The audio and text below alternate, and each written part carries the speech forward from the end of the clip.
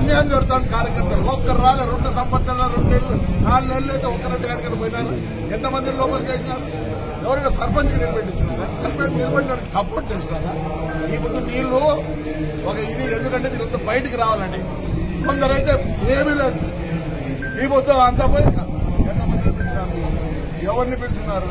ఎవరికైనా చెప్పినారా? ఈ మీటింగ్ ఉందని ఏమన్నా ఎక్స్ చైర్మన్లకు కానీ ఎక్స్ ప్రెసిడెంట్లకు కానీ ఎవరికైనా చెప్పినారా? ఏమంటే పెద్దోళ్ళంతా ఉన్నటువంటి మీరు నోరు కూర్చొని చాలా మాట్లాడవచ్చు. కార్యకర్తలు మీటింగ్ పెట్టాల్సిందే.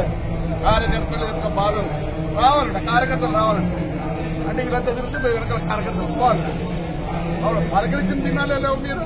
లేదా మీ కార్యకర్తలు లేని ఇది ఉందా?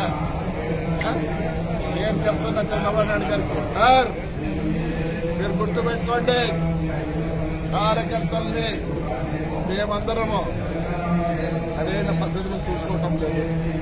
మేము బతికేది కార్యకర్తలతోనే. తెలుగుదేశం ఓట్లు మాకున్నాయి, కార్యకర్తల ఓట్లు మాకున్నాయి కాబట్టి మేము నాయకులైనా. వాస్తవం చెప్తున్నా, మొత్తం మార్చాల్సిందేదో అనంతపూర్ డిస్టిక్ ది వర్స్ట్ కానీ స్ట్రాంగెస్ట్ తెలుగుదేశం అనంతపూర్. దీన్ని సర్వనాశనం చేస్తారు కొందరు, ఎస్పెషల్లీ ఇద్దరే. ఈసారి మీటింగ్ లో చెప్తా ఎవరు వాళ్ళు.